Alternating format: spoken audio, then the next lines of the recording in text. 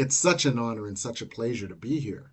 I'm your host, Reverend Jim Webb, author of the book, The Soul of Prosperity, as well as Prosperity from A to Z, 30 P's to Prosperity, and one that is quite seasonally appropriate, Creating Your Self-Manifesting Vision Board. So tonight, we're going to talk about one of the most auspicious days in the prosperity calendar.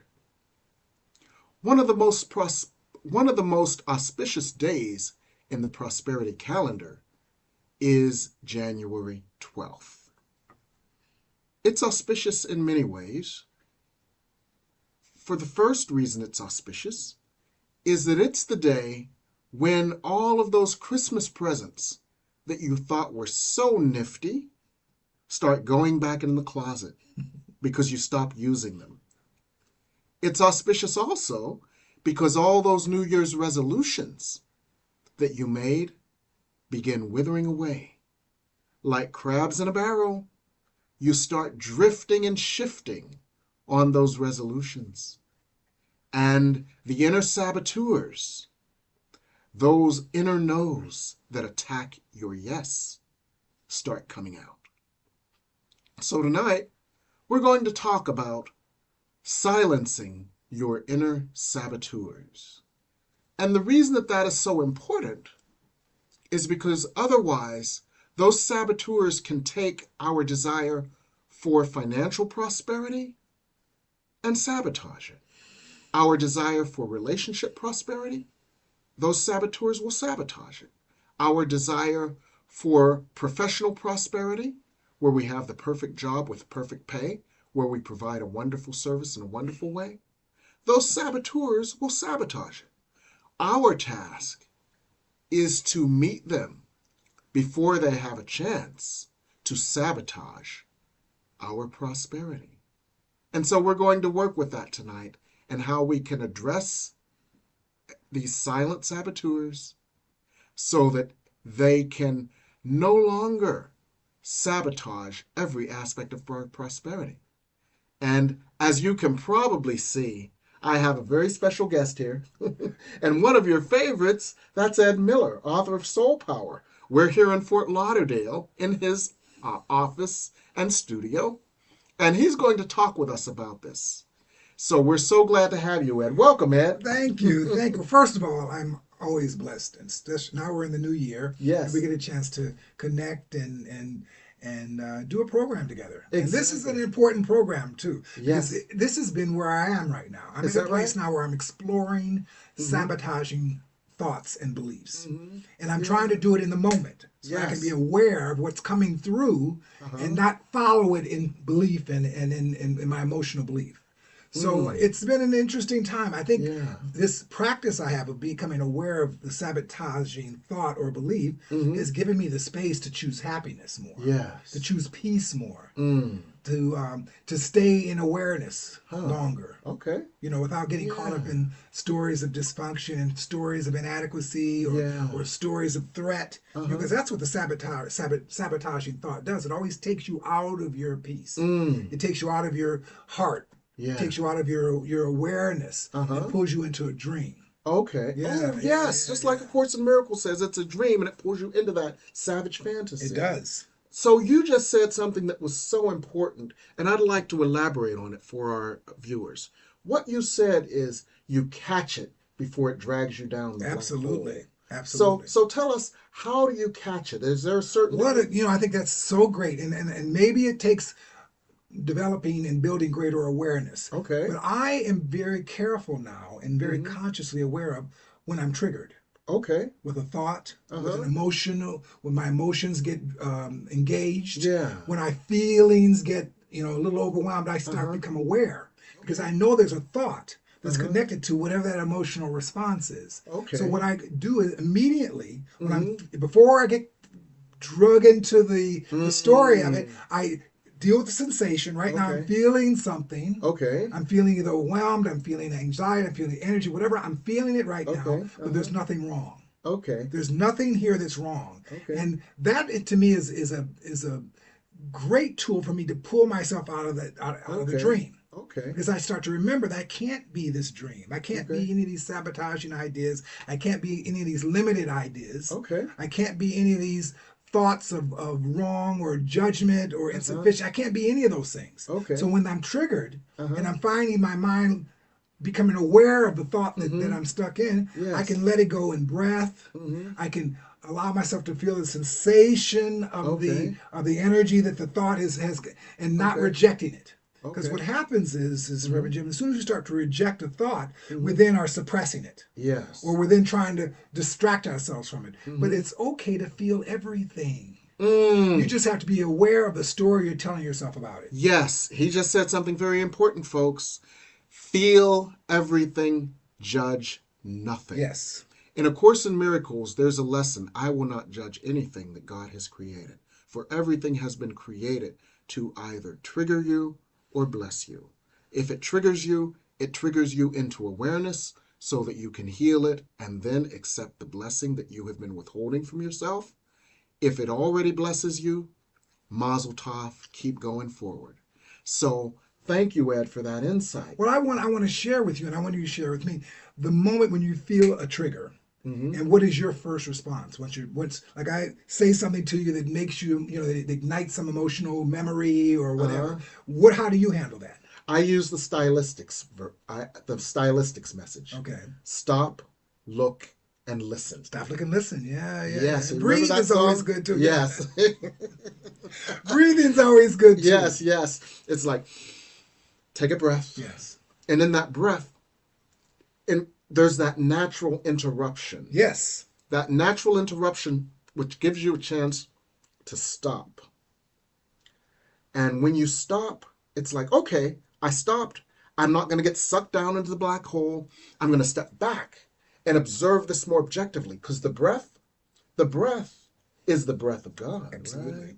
And when you receive and take that breath of God, you're elevating yourself to that higher vibratory level. And from that higher vibratory level, you can look down on this thing that has triggered you and you can see it more objectively. Absolutely. So you stop, you look, you listen. And I listen for the lie. And there you go. We listen to the lie for the lie. Yes. Yes. I listen. So and I love what you just said, and it tracks so much with A Course in Miracles. Remember, folks, A Course in Miracles says only love is real. And when we are in any illusion that we are not loved, and therefore we have an unloving thought, even though we may be feeling that thought, it's not what God created. It's a story we made up or that we bought into. And so it's not real. And so what Ed said that was just so brilliant, folks, was, this isn't me. No. I can't be having this because I'm the holy, beloved child of God. I'm not this thing that this story is telling me. Also, self-awareness is a muscle. Yeah, okay. Yeah. It's something that you've got to build stronger capacity. Now, you can do it with meditation. I think meditation helps self-awareness. Okay. But self-awareness happens in breath. It happens when you get a chance to step out of the story and see the energies that you're being caught in. And I'm at a place in my evolution, Reverend Jim, where I'm all about paying attention. Okay. Yeah, paying attention to my thoughts, paying attention to the sensations, paying attention to my patterns too. Because tell me about that. I am just like everybody else. I'll get triggered, and I'll start getting caught up in the dream. Yes. Okay. And it starts to feel, and everybody knows how this feels. It feels there's a righteous indignation to the feeling, and then you find your mind getting sucked into this dream. But there is always, no matter how, if you're in it for an hour, if you're in it for 10 minutes, if you're in it for 10 seconds, there's always an opportunity to disrupt it. Yes. There's always an opportunity to remember the truth. There's always an opportunity to go back to the space, the truth of yourself as conscious awareness, because that's who we are. Yes. We're conscious awareness, so we don't have to get caught up in any story at all. Yes. And so what I do is I use the sensations that I'm feeling in my body. I'm using the triggers, the thoughts that create those sensations, and I'm using them as an opportunity to become more self-aware. Yes. And I love one of the things that you said about the more we practice meditation or any other tool of self-awareness, what we're doing, folks, is we are then creating that space of heaven. Each time we go into deep meditation, each time we feel that deep, deep peace, each time we feel embraced by light, each time we feel infilled by light, each time we feel at one with light, we are creating more of a muscle memory of heaven. And the more we create that muscle memory of heaven, the more that can become our default state. Exactly. And when that becomes our default state, then anything that doesn't feel like that is going to feel weird instead of it feeling natural. So it's going to start feeling weird to feel anxious. It's going to start feeling weird to feel overwhelmed. It's going to start feeling weird to feel mad or sad. Absolutely. I love what you said because sometimes sad is an energy that I experience, but there's no story. There doesn't need to be a story behind it. Yes, yes. But I can accept that I'm dealing with an energetic emotion that may be feeling sad, but it's not wrong. Yes, yes, yes. And that's what we're used to doing. If we're feeling sad, I don't want to feel that. You know, and that's a sabotaging thought. I don't want to feel things. This is not who I want to be. That's also all sabotaging thoughts. They keep us, deflected, distracted, and not feeling, giving ourselves the moment, giving ourselves a piece of whatever the opportunity is, because we're so busy deflecting and distracting ourselves from it. And you just said something. Everything you say is brilliant. That's why I love you as a guest, because you are the best. But you just said something so important. You said, this thought is not who I want to be. And when we have that thought, we believe we are that thought instead of that thought being something we are experiencing. Yes. And that's why stepping up to that higher level helps us to see you're still the holy beloved child of God. You are just having a momentary experience where you lapsed into a dream. But the truth of you still exists. Like that lesson in the Course in Miracles, I'm feeling this, but I'm still holy. I'm feeling that, but I'm still holy. This is where I was, but I'm still holy. And that going up to that level keeps us It does. at that place. And also with sabotaging thoughts, like what we're talking about, the higher in awareness you become, the less affected you are by the thought. Yeah. And after a while, a thought will come into mind that used to maybe trigger you into emotional response that you're like, okay, I don't have to handle that. It just comes and goes. Yes. And that's what the growth and healing is. Yes. It comes from awareness, and it becomes aware that you're not clinging to stories anymore. You're allowing yourself to have emotional expression that's bringing a new point of view to your mind. Yes. Can I tell you a story about that I just realized? Yes. Okay. This is amazing. Thank you. Now I know what it is for. There's a lesson in the Course in Miracles that says, I don't know what anything is for. And we think that we got this happened because of that, this, that, and the other, when everything is to teach us, right? Everything. Well, let me tell you what happened this afternoon. I got a parking ticket on my rental car. Oh, dear. Oh, dear. Exactly. And my first thought was, oh, dear. And then my second thought was, oh, well. Yes. And let me tell you why that was so important.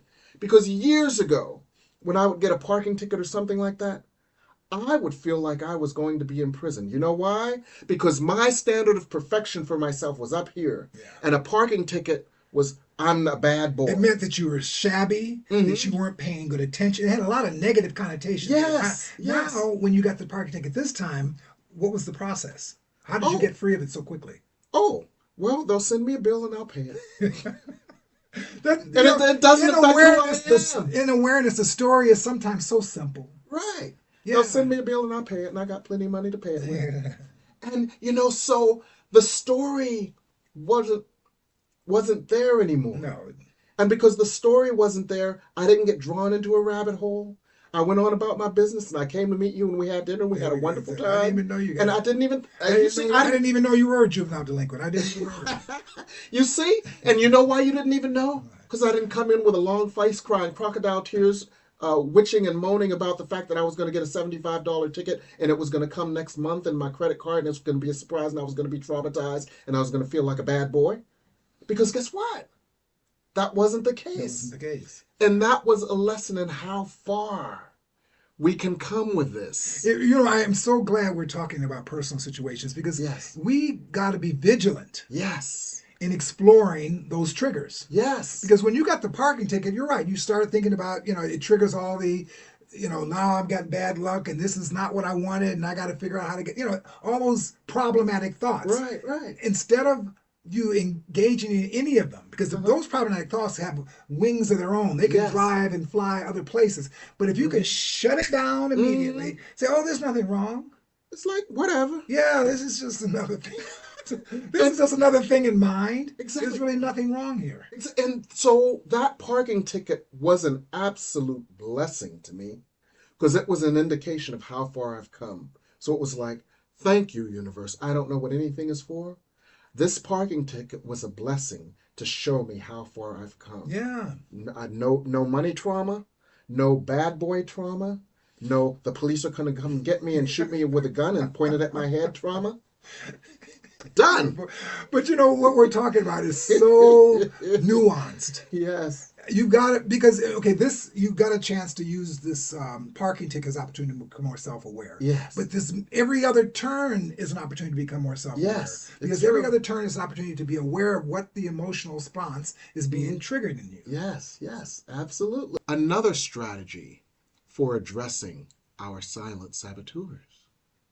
Because beneath the thought is a belief. And for example, in my book, The Soul of Prosperity, I have a section where we look at all of those beliefs. And we were talking about how the belief beneath the thought is what needs to be deconstructed. Why is that so important, Ed? Well, because we can get caught up in stories. Okay. And stories are very distracting. Yeah. They aren't what the problem is. The problem is the belief that we're believing, that we're caught up in. Break that down again. Tell it to us. You need to repeat stuff for me because I'm going to give you an example with my wife this morning. Okay. She'll probably kill me and tell this story. But she was telling me about she doesn't like to feel put upon. Okay. And when she's in business situations, she likes being generous, she likes being kind, but she doesn't like when people drag her and want things from her. Okay. She said it makes her feel anxious. It makes her feel like she's not enjoying the intimacy between them because she feels everybody wants something from her. Yes, okay. And so I was thinking, this is a successful woman who's very accomplished. Why does she feel dragged? What's the belief? What is she believing? Yes. That's keeping her stuck in this, not enjoying being out and not enjoying sharing her heart and sharing sharing herself with people. What is this being dragged? What is she believing? Right. So it broke down to what she was believing is that she isn't enough, or that she's inadequate, or that she has to be responsible. Yes. And when we talked about that, okay. I said, well, you need to be aware when you're in these situations and you're feeling put upon. Yes. Remember, that's just a thought. Right. You can't be put upon. You can feel put upon, but in truth of the matter, you need to create that space around what the belief is. The belief is that you're capable of handling anything. Nobody can put anything on you. Yeah. You can only put things on yourself.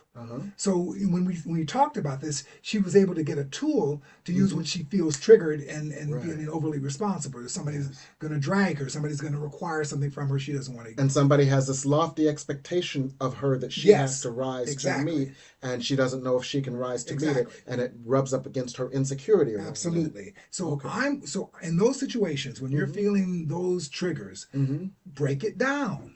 Break it down to find out what you're believing. This got you caught up in this syndrome. Okay. And the opportunity is to let go of it. Yes. My mind is believing that, but it's not true. Okay. There's really nothing here. I'm conscious awareness, or I'm a divine being. Okay. I'm not any of these small ideas that I'm believing at this time. Yes. And you got to be willing to do that quickly to get out of the story. You got to learn that skill. Yes. So let's break it down to what the actual skill is. The skill is, this is the trigger, this is how I'm feeling, this is the beneath. This is the belief. The belief. Beneath the feeling. The belief beneath the feeling is always a belief that there is not enough love. There is not enough love that you would respect me for who I am, whether I accomplish this thing that you expect of me or not. There is not enough love for you to hear me, and therefore I feel unheard or unseen. There is not enough love to support me on this mission that you expect of me. There's always a belief that breaks down ultimately into a belief that there is not enough love. Yes. So what's the truth? Well, the truth is that who we truly are. Yes. We're conscious awareness. We're Yes. divine spaciousness. Yes. We're divine beings. You can even some people are courageous enough to call themselves God. I'm God. Yes. And what is God? God is divinity. It's and love. Being. Yes, love. Yeah, and I'm love too. That's another thing you can always resent. Yes. You can remember that when your mind is in a problematic story and you've been triggered, you can remember yourself as love. Yes. So if you remember who you are as love, then you can't bear anything. Right. Love doesn't have to bear anything. Right. Not true love.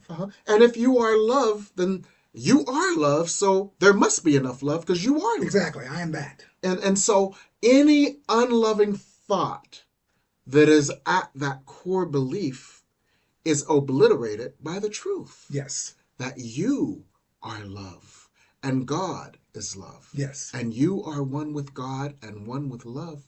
So you are enough, you are loved, you are lovable, you are love-able, you are capable, you are powerful, you are whole, and you are perfect for God's purpose. Absolutely.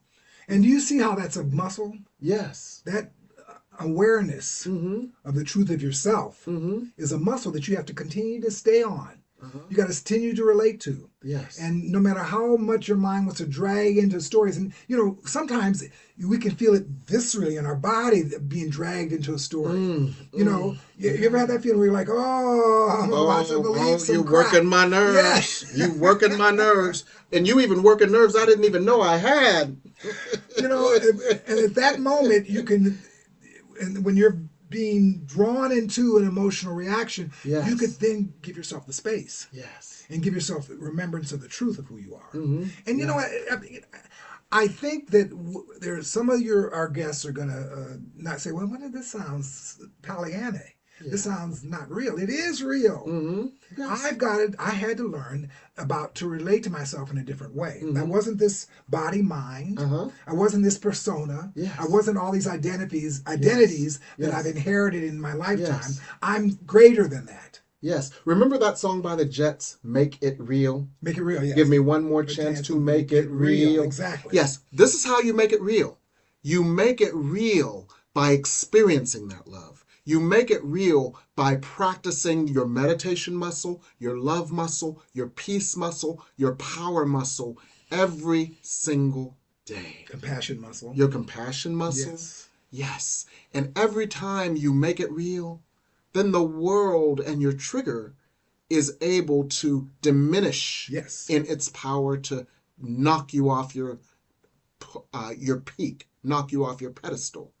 And when you make the truth of love real, the illusion of inadequacy or being unloved becomes more clear. And you can see that more clearly as an illusion. And sometimes in this space of greater awareness, a new story is arise. Tell us about and that. And often the new story is about love. Everything's good. I'm at peace. I'm connected. I'm enthusiastic about myself and the things I'm doing and the people I'm involved in. That's the new story that can come out of the space. And let me tell you something about that. Because when I got that ticket and I thought, the rental company is going to send me another bill in like a month. It's going to be $75 for the ticket and another $25 for them to process it. And I'm going to get a bill for $100. You know what happened between the time that I took that ticket off the windshield and the time that I sat down in my car? What, you took care of that? My Cash App. We went, okay. And somebody signed up for one of my classes. It's like, ticket paid. Amen. Everything is right there. Ticket paid. My Cash App went, that cash register sound that Cash App makes when you get paid. Amen. Bling. You make a good point. You believe as though your source is everywhere. If I have a liability here, there's so much resource here that I have access to. Right. And so you don't ever have to feel deprived or put upon. Yes. Or somebody's taking something away from you. You don't have to feel those feelings. Because you can believe who you are. Yes. You can always go back to the reality of the truth of your nature. Exactly. And my nature is abundance. Amen. Yes. So my nature was, I see a deficit here. What does abundance do? Abundance fills that void immediately. Let me tell you something. Between the time it took to pick that thing out of the windshield and sit down in my car, that thing rang. And you know, you're talking about an exercise which people need to be aware of. Yes. You were triggered with a thought of financial responsibility. Yes. Mm-hmm. You looked at it. Oh, this is just an opportunity. Yes. And as soon as that energy of this is an opportunity comes, the resource comes to show you exactly how to solve that problem. Exactly. And it's really that magical. It truly I know that people are going to say, oh, no, that didn't happen for me that way. I think it comes down to your expectation. Yes. Your expectation is that you are abundantly blessed. Yes. And there is no bar or constriction that keeps you from your good. Exactly. And because of that, your good is going to always come to you. No matter what the life situation or circumstances are. In an infinite number of ways, through an infinite number of channels. Because let me tell you how many times something that I have needed has come through an unexpected channel in an unexpected way at an unexpected time without my even bidding it. And that can be the case for all of us. And it's developing the consciousness. And what is developing anything? Like when you develop your muscles at the gym, it's repeating. Now, there's two things about developing the consciousness. It's repetitious. Learning, healing, and transforming is repetitious. But the other thing you need to know, folks at home, is that healing, transforming is also cumulative. Oh, it is.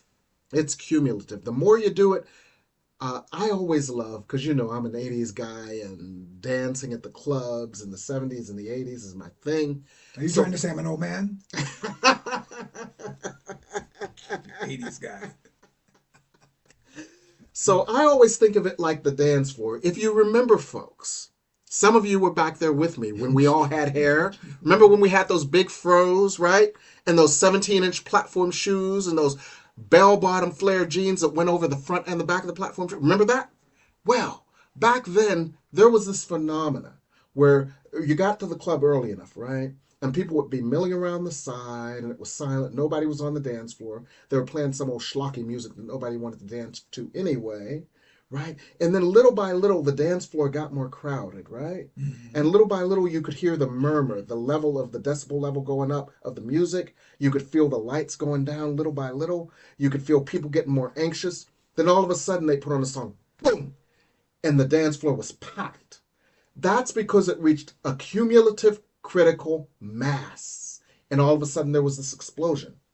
Well, healing and transformation is cumulative that same way. You might do something over and over and over and over again, and you might not immediately see the results. And then one day, boom, just like the dance floor got packed, that thing will fly into place immediately, effortlessly. And it'll seem like a miracle, but it's a miracle you've been working on for well, there's also, you have to give yourself credit. Yes. I mean, we are so chintzy and cheap with ourselves, but when you are having a moment of expansion, you're having a moment of good feeling, of goodwill, of love of self, give yourself credit. Say, look at me, I'm feeling whole and full and in love. Yes. And continue to be aware of that. Give yourself credit for it, because that's building that muscle also. Yes. Savor the pie. Yes. Savor the pie. You know what I'm talking about. The folks at home, they need to know our inside jokes, right? We were at dinner, right? And so then we went to this other place because they had rhubarb strawberry pie, which I learned I loved. I didn't even know I loved it. And so we were sitting there, and Ed was looking at me, and I'm like, oh, I love this pie.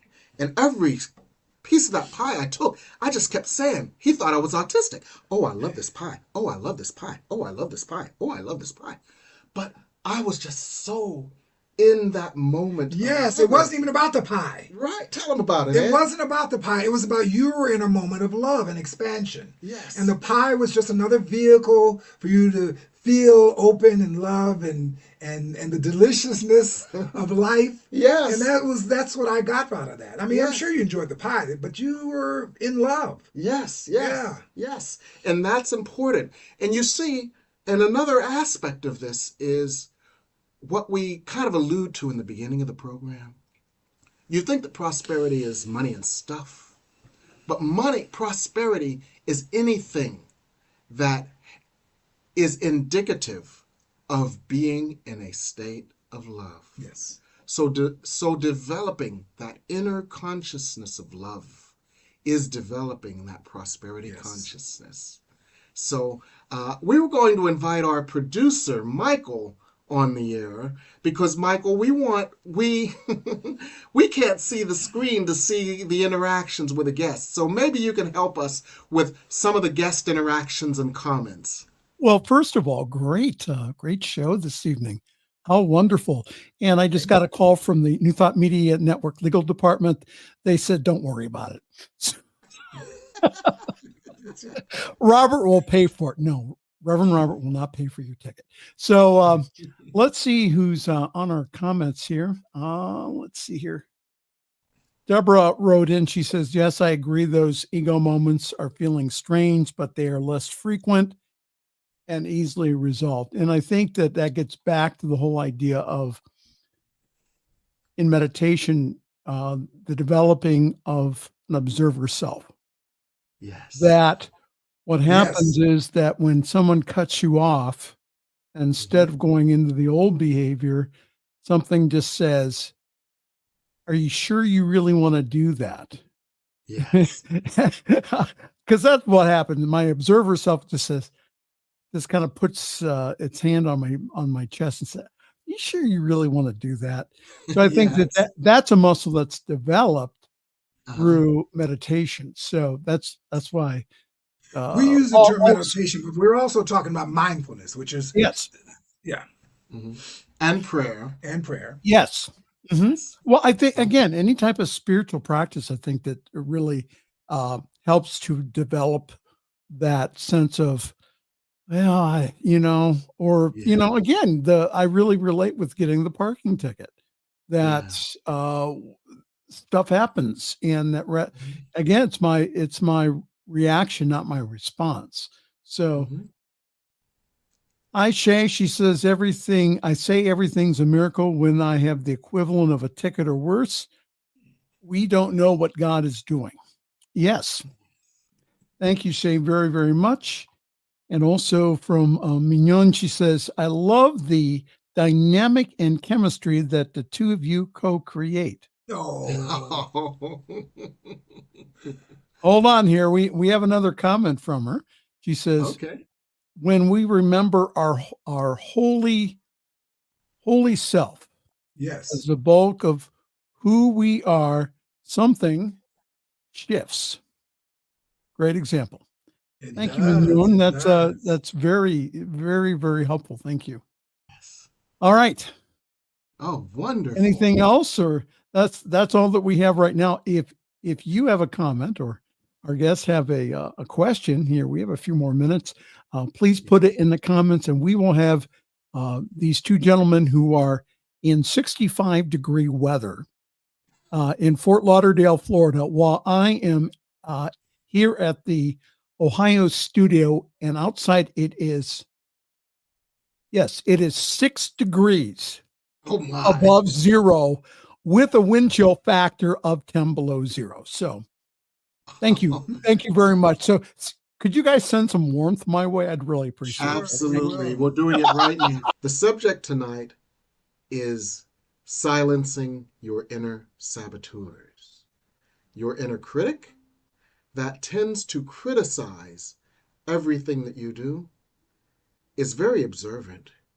You might want to give it an opportunity to observe all the good in life instead of observing all the, quote, mistakes, end quote, that it judges you for. The inner judge, which looks outside and sees a wicked, hostile world and judges everything as a threat, has excellent powers of perception.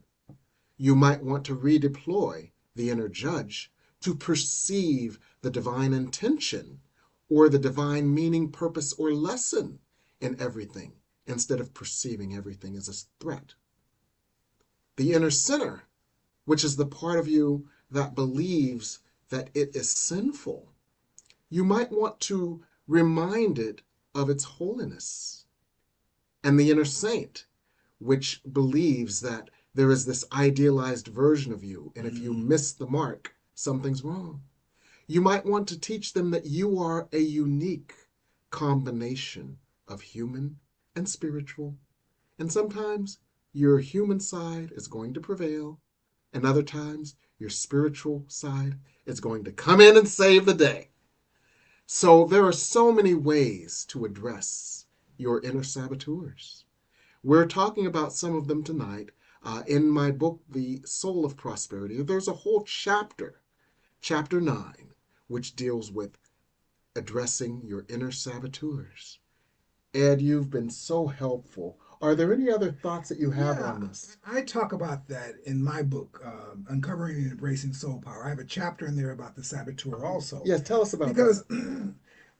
I had had a life where whenever I went after big goals, big accomplishments I was trying to get done I would have a part of me that was always looking for an expert. Okay. I was always in search of the expert that was going to save me from either my lack of knowledge, my lack of experience, my threat of failure. This expert was going to save me. This external expert. Yeah, this external expert, somebody who's going to save me. Okay. And I would often hire consultants. I would hire people to be of assistance to me in my big goals and stuff. Right. And every time I did, I would be let down because I was looking for my savior to be out there in someone else. Okay.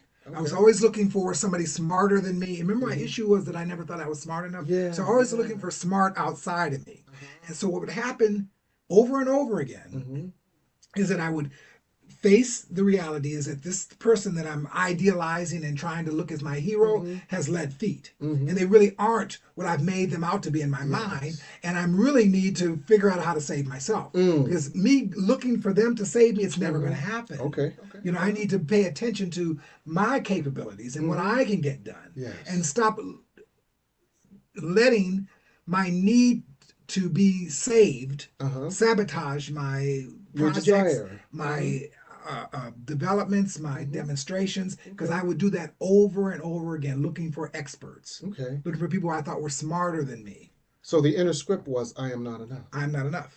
And so you discovered the truth. Everything I need is within Absolutely. But the I am not enough, and enough is out there. It's not in me. Okay. So when I'm believing enough is out there in the world, and that I have to be in pursuit of the expert, I'm going to always be let down and disappointed for that. And I always am. So what I learned is as I've gotten older, I don't fall into that. I can still sometimes fall into the wanting the expert.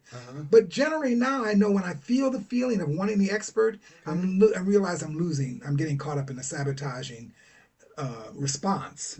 That's going to turn out bad. Greater is the power of God within you than is the power in the world. Yep. Amen? Yeah. Okay. Wonderful. Wonderful. Wonderful. So what are you working on these days? I talk about my book, Uncovering and Embracing Soul Power. And I'm going to be doing in March a book club. And I'm trying to amass at least 20 people who have read the book and who are looking for sharing their experiences and sharing their insights they got from the book, chapter by chapter. So we're probably going to do it in about 12 different sessions. But more information will be provided through my website and in my social media. And I will let you know. Yes, please. More about how we're going to be recruiting the people to be part of our book club. Can you recruit me? Because I love it. I'd love to have you. Okay. Because it's going to be cool. Yes. We're going to discuss what spiritual evolution looks like. Yes. What healing our hearts look like. Okay. You know, how we can be part of an evolved way of being, instead of caught up in our stories and our dysfunction. Yes. You know, that's kind of what the book is about, and I'm excited about having a book club about it. Oh, good. I'm excited to be a part of it if I'm invited, because I love that book. I absolutely. So what have you been up to? Oh, well, I've got some new classes coming up. It's January, right? Excellent. Yes. January, exactly. Yes, exactly. Guess what we're doing first of all? What's that? The first thing we're doing is bringing your vision board to life. Bringing your vision board to life. It's a pop-up class. And it's this coming Thursday from 7:30 to 9:30. And what you see up there is you see the flyer for it. And you see in the flyer that there are ways to bring your vision board to life so that it absolutely manifests itself. The creation of the vision board is actually the creation of the thing, if you do it the right way. So we're going to look at a lot of techniques for doing it So for creating the vision board in such a way that it already manifests itself. Beautiful. And then I've got 2 6-week classes going on too. Okay. My Monday night class, which is in a sense an extension of the vision board class. You know, we get all these advice from mere mortals on doing the vision board. Yes. But you know what I found is the best advice for doing a vision board comes from spirit. You know, in some of our previous explorations, what we found is that Spirit had us rearrange the vision board. Spirit had us focus and meditate on this portion of the vision board this way, focus and meditate on that portion of the vision board this day. Spirit has a lot of guidance for how we can leverage the vision board and make it manifest. So we're going to do 6 weeks of Spirit Speaks on creating your vision. That is where excellent. Spirit will give everybody individual guidance on how to manifest the vision on their vision boards. Beautiful. So that's Monday. That begins next Monday, January 22nd. It's for 6 weeks. And I'm doing something else. Well, you're just starting the year hot, aren't you? What's this other I one? am. I'm on fire. Like I saw Madonna a few weeks ago. And that song, I'm Burning Up for Your Love, Yeah, I'm on fire. And like a virgin. Well.